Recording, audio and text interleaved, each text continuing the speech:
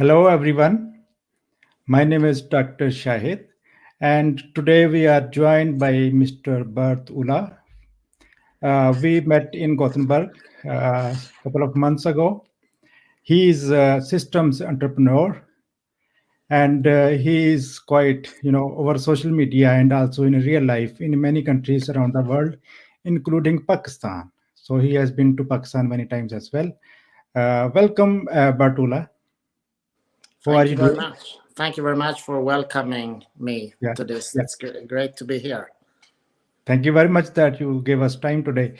So, could you introduce what is system entrepreneurship? Yeah, systems entrepreneurship is, you can say, concept of. I'm sharing the post also in between here. So Yeah, maybe you can start with telling a bit about yourself while I share the post in 2-3 groups, and then I yeah, come back sure, soon. sure. I'm also tagging the friends that you wanted me to tag in the post. Uh, so let's do that first.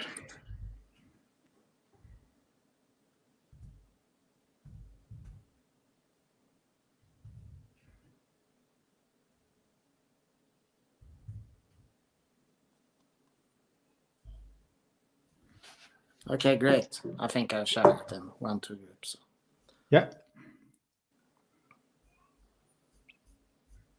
Yeah, so systems entrepreneur is a concept that has evolved over the last years, among others at World Economic Forum, and it sort of tells that in today's world we speak about the UN 17 sustainability goals. For example, we have the big problems of society, climate change, gender inequality, poverty, people who don't get access to education, dirty cities that needs to be more clean and so forth.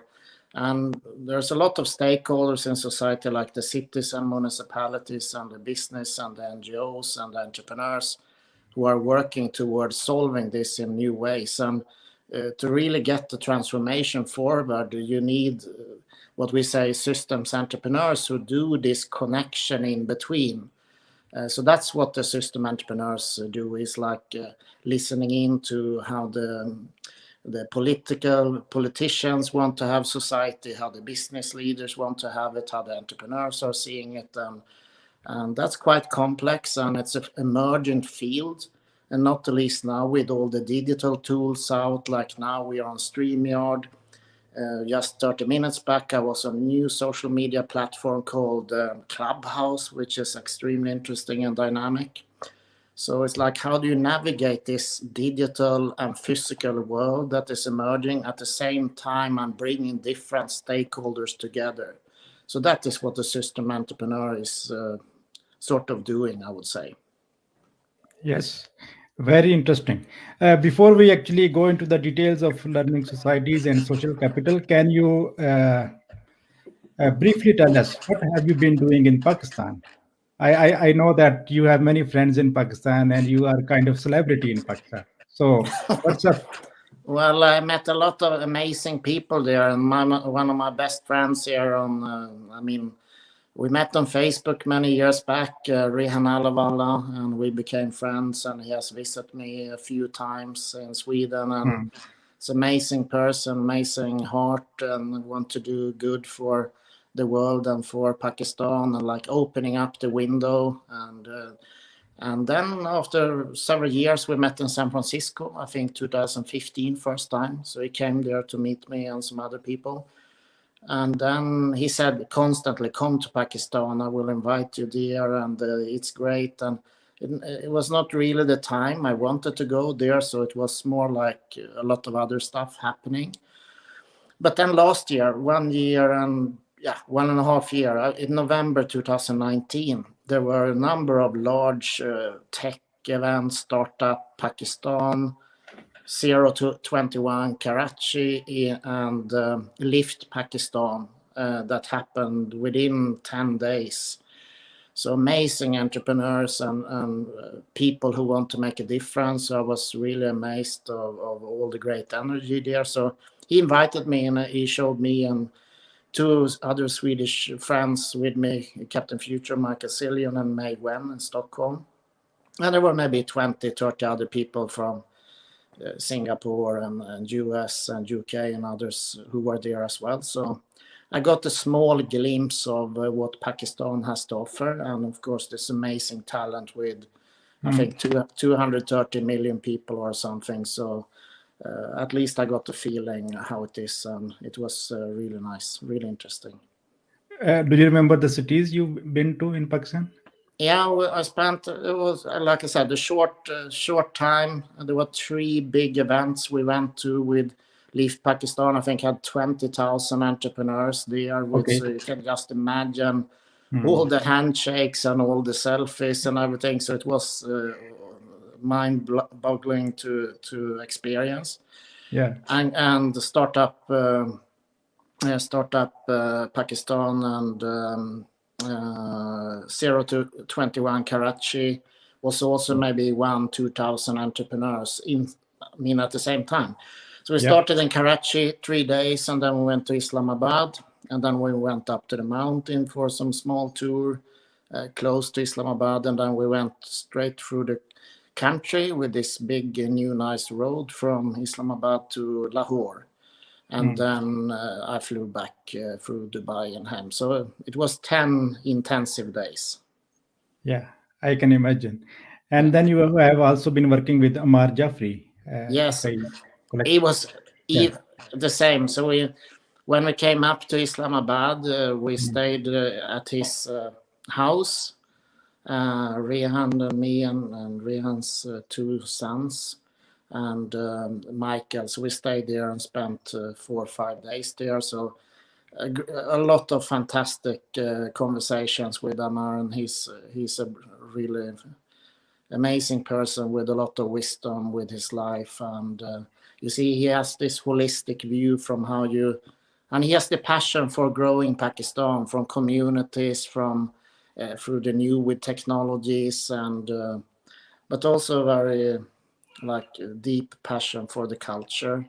And that has grown now into some new projects with Sadaf Khalid, who is CEO of SDGs Pakistan, together with Ahmed Jaffrey, who is chairman. So that has led into this big project, which came out of, you can say, the room of Ammar in a late night conversation. We should do some sort of new Silk Road, because Marco Polo and these people were there hundreds of years back, but we should do sort of a modern Silk Road built on sustainability. So that has really taken on, and we did the SDG Silk Road last year, and now it will be SDG Silk Road 2021, which is much larger. And it's amazing to see from distance how they are working now in Pakistan and other countries to bring innovators and governments and others together.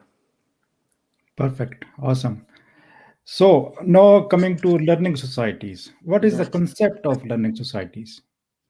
Learning society is like an evolvement of different elements. So, like I said, we see a more and more complex society emerging. The corona just now, the last year, has shown how interconnected the economy is with different cultures, and let's say easy that's something might happen that have large consequences. It can be climate or other issues.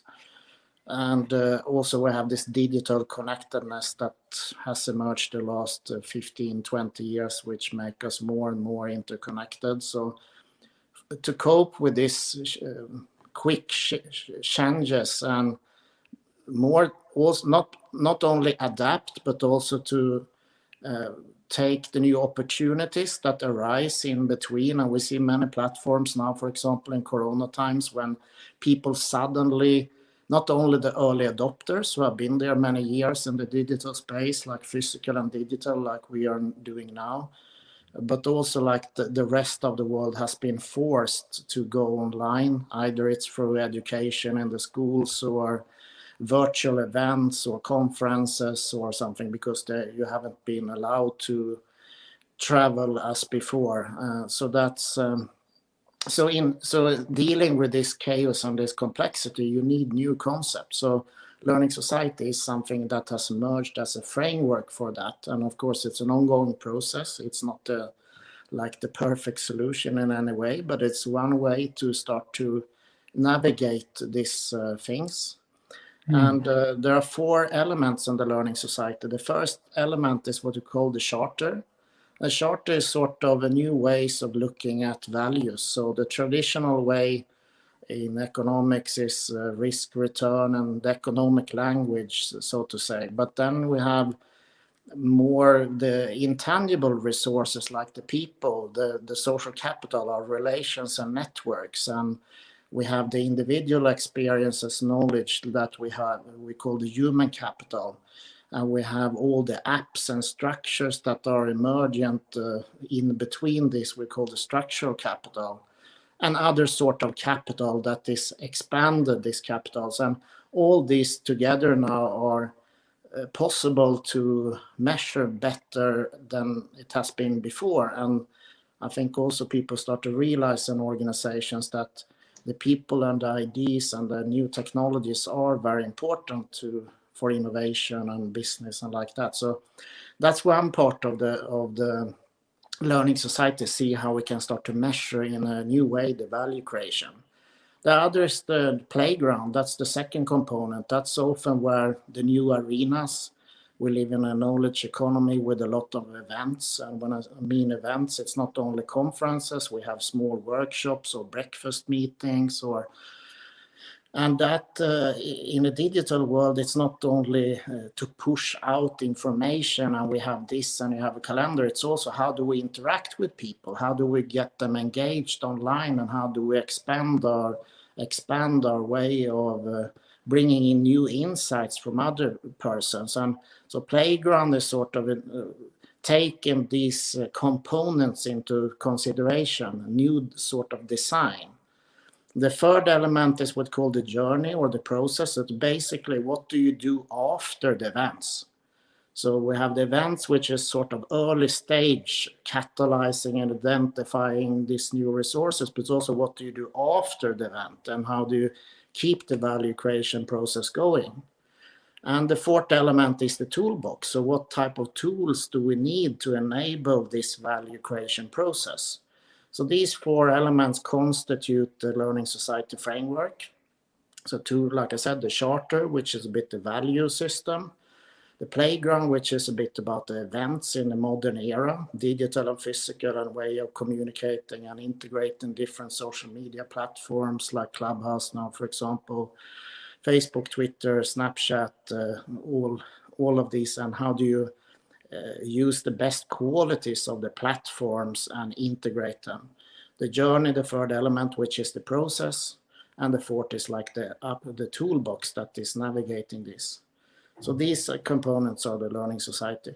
Then we also have what we call 3L, listen, link, learn. So it's like how do we operationalize the learning society? So how do we start to engage the people, because they would be the most important resource there. So if we don't know how we communicate at distance with Pakistan or Brazil or South Africa or Nigeria or wherever on the planet, then it's hard to move the resources quickly and with precision, or a better way to communicate and start to connect opportunities. So all of this is part of the learning society, and we will have the first prototype now in 3-4 weeks of this do-it-yourself learning society. So if you need, as an entrepreneur or organization, start to map your resources, or how do you build a community in Islamabad or your village in North India or somewhere, then you can start to apply this and connect with and connect with the people in parallel, of course, because that's where you can start action. That's where you start initiate something. Yeah, thank you very much for these details. You just mentioned this prototype that will be ready in a couple of weeks now. Yes. Can you tell us more about it? How someone can get access to it and how someone can use it? Right now, they're working on it. Some really interesting people in Trondheim city, Okay. Norway. They have been a hub for building the framework.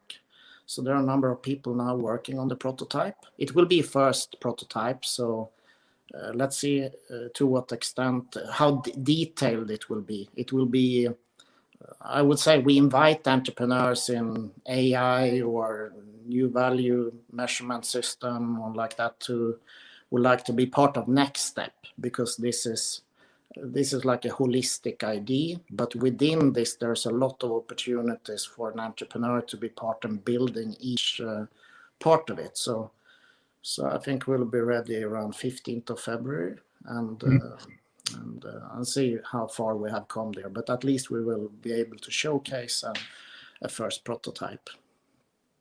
Amazing. And then recently you have been busy with this Clubhouse. Could you tell us more about it?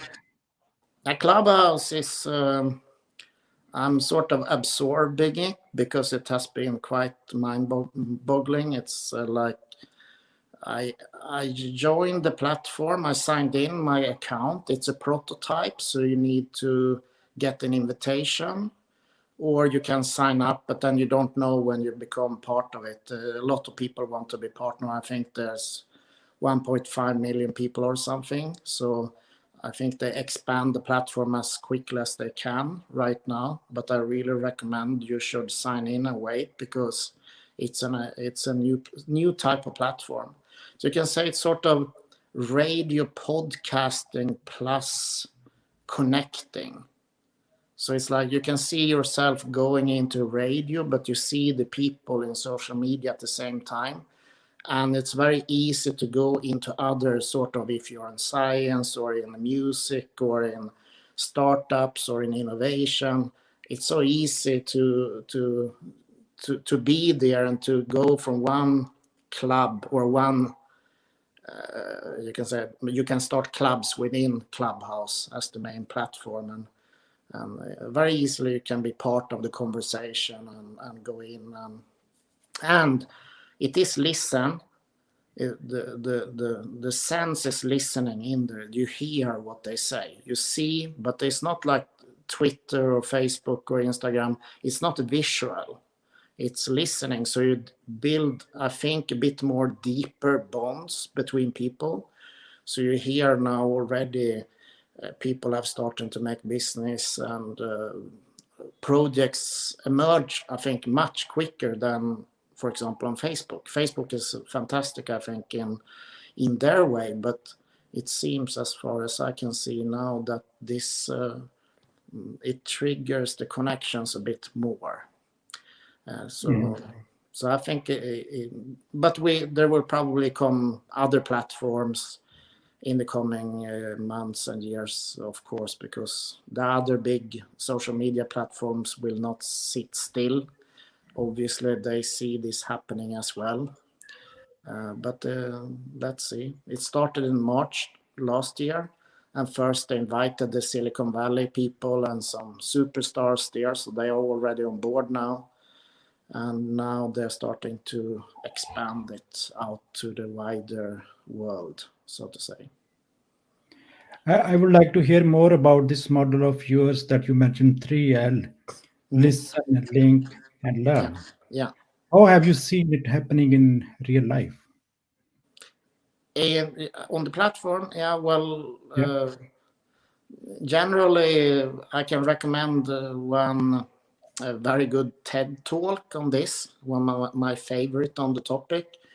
It's Ernesto Sirolli, Dr. Ernesto Sirolli, Shut Up and Listen, about his journey in Africa 30 years back as working in Italy for aid. But then later on, he started the Doctor for Entrepreneurship.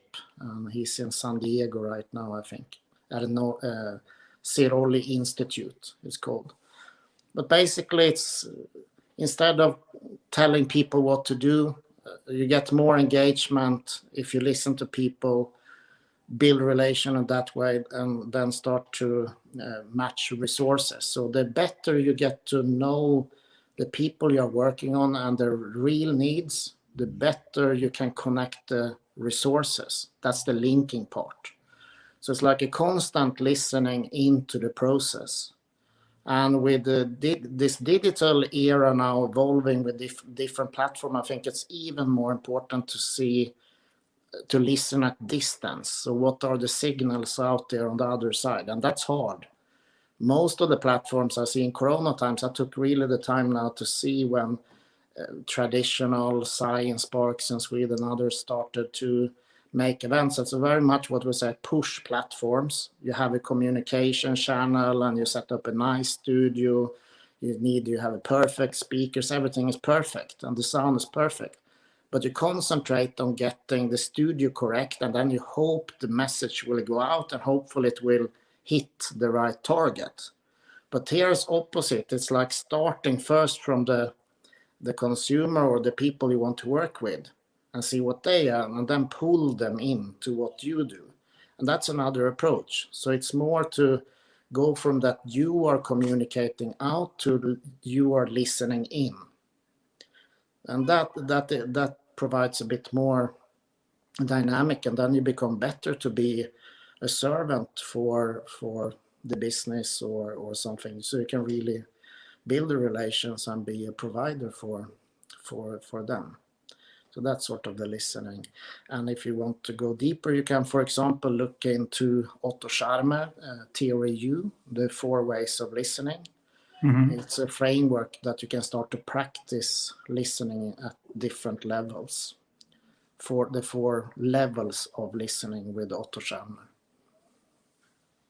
Perfect. So, Bert Ola, thank you very much for your time today. And I wish you all the very best for the great work that you are doing. And hope to see you again sometime in Pakistan. Yeah, but it will be. I know you, but for people who don't know, I've shared the link in 1-2 places. So tell a bit about yourself. We met in Gothenburg, and you have a very interesting career as well. Yeah, so sure, why not? So we met again through Rihanna Lavala, if I remember correctly. And then we got introduced. And regarding myself, I'm an electrical engineer. I have done master's and PhD. And then I have been university professor for 2 years. And after that, I'm working as a data scientist. So this is what I am. So my interests are data science, artificial intelligence, machine learning, and stuff like that.